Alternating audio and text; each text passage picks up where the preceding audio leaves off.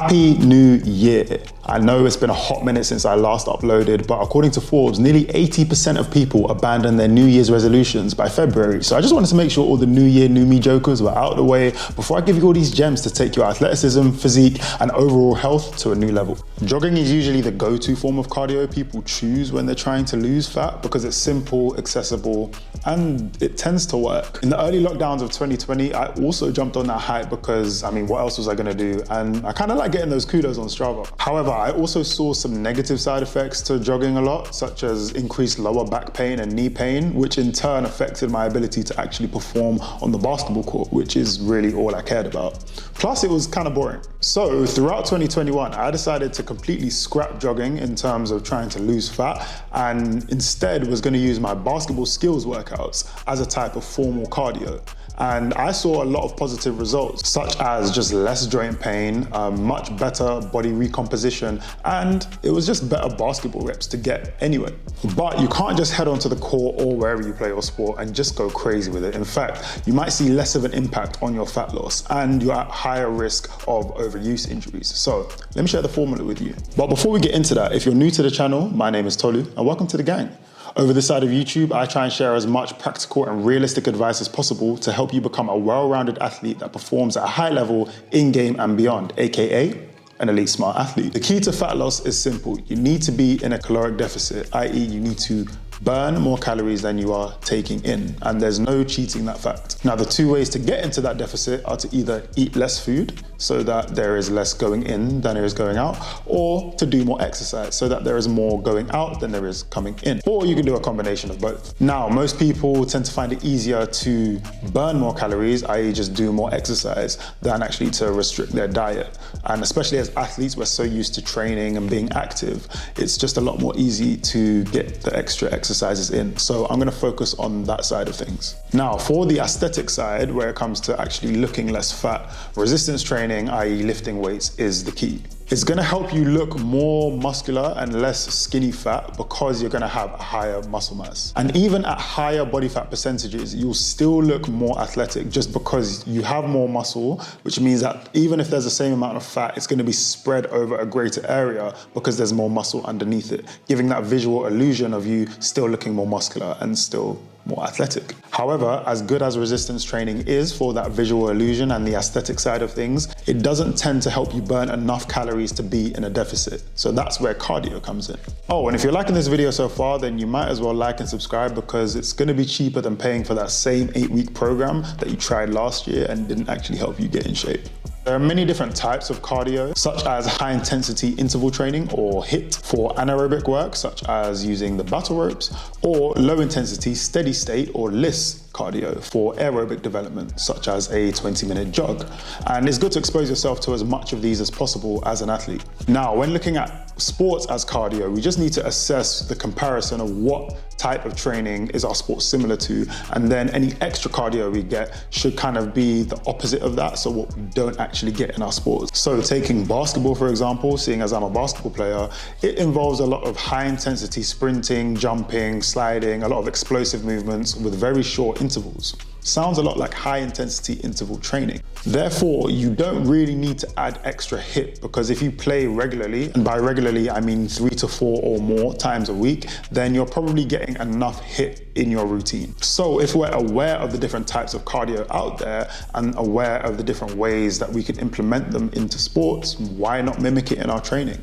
Generally, cardio training at lower intensities can be done over a longer, continuous period of time, whereas at the higher intensities, it can only be done for short periods with breaks in between. However, cardio training at those lower intensities is more likely to use fat as an energy source. Reason being, fat takes longer to break down, but there isn't an urgent requirement in the muscles for that energy, so your body will turn to that fat. Whereas at the higher intensities, because there is such an urgent requirement for energy because you are working at higher intensity, your body is more likely to use muscle glycogen as the energy source rather than your fat stores. Reason being, the muscle glycogen can be broken down a lot quicker than fat can. When assessing the intensity of a cardio exercise, I prefer utilizing the heart rate zone method if it can be accurately measured, or the rate of perceived exertion, the RPE. Reason being, it can be more individualized and thus more accurate. The easiest way to actually measure the heart rate zone or your RPE is to just check whether you can speak during the exercise or not. If you're able to speak, then you're probably working in a lower heart rate zone.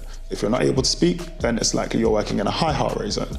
So if you're aiming for a low heart rate zone, just reduce the intensity. And if you're aiming for the higher heart rate zone, then make sure that you can't speak, I guess. And the reason I say that this makes it more individualized is think about a 100-meter sprinter who has done so many reps of 100 meters in their lifetime, racing against someone who has never run 100 meters in their life. When they finish the race, yes, they'll be tired, but they'll be able to recover pretty quickly because they're used to it. Whereas the person who's never trained, though they ran the exact same distance, probably not at the same time, but they will probably find that a much more difficult task. So their rate of perceived exertion, AKA how difficult the exercise was, will be a lot higher than it was for the trained Olympian athlete. And it's also likely that the heart rate zone that they're in, their heart's probably beating super fast. Whereas the trained athlete, though their heart rate will have elevated, it's probably not gonna be as high as someone who has never run that distance in their life. So bringing it back to sports training, let's say you have individual skills workouts planned and you also want to lose fat. Well, you can just take the approach of doing your skills workout at a slower, continuous pace where you're still able to speak, and you just do it over a continuous period. Maybe could go from 20 minutes to 1 hour, depending on your fitness level and how much time you have. And you can do this a few times a week to benefit from that fat energy usage at the lower heart rate zones while still improving your skills and staying mentally engaged during your cardio. Because like I said earlier, I know a lot of people don't find jogging the most interesting thing to do. I know this might seem like a wild concept because we have always been taught to train at game speed, and there's definitely a time and place for that. But if you are also focused on trying to lose fat, then this is a great way to not compromise between your conditioning and your skill work until you are then in shape to do workouts at game speed. Now, it's important to look at your fat loss journey holistically because a 1 hour workout each day still leaves you 23 hours a day to undo all the work that you've done. So of course your nutrition needs to be on point, but you should also consider your non-exercise activity thermogenesis, or your NEAT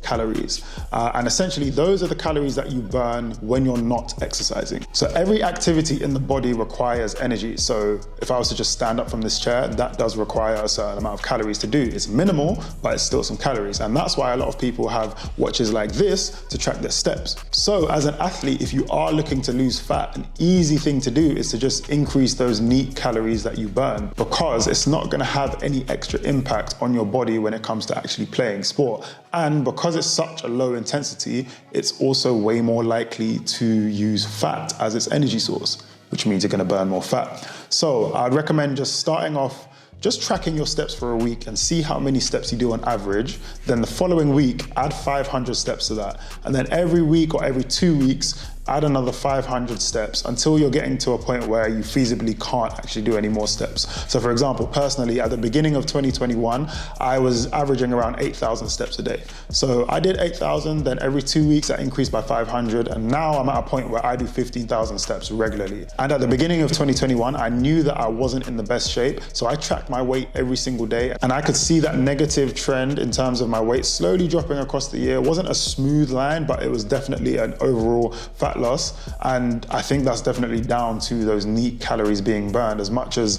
I could have done any extra work, those NEAT calories were very important. And the last thing I'll say on the NEAT calories is that if you have a bad day, or if you decide to have a cheat day when it comes to nutrition, if you still hit those steps, you're likely, very likely to see that it won't be impacted too much, so long as it's only like one day. Like, you can't just binge for a whole week and then expect to not see some negative side effects of that. But if you maybe have a cheat day and you still maintain your non-exercise activity, calories, those NEAT calories, then yeah, you'll see some good benefits to that too. Applying these principles into your training along with some good nutrition could help you see some crazy gains. For example, I started dunking again in 2021, although the video I'm about to put up, questionable whether it's a dunk or not. So let's get after it. I've tested out a range of training methods on this channel for almost 4 years now, and I've learned enough to put together a holistic and realistic training protocol for athletes of all levels. I'll be releasing it officially later this month, that's February 2022 for whenever you're watching this. But if you want to get a head start, send me a DM on Instagram at @EliteSmartAthletes, all one word,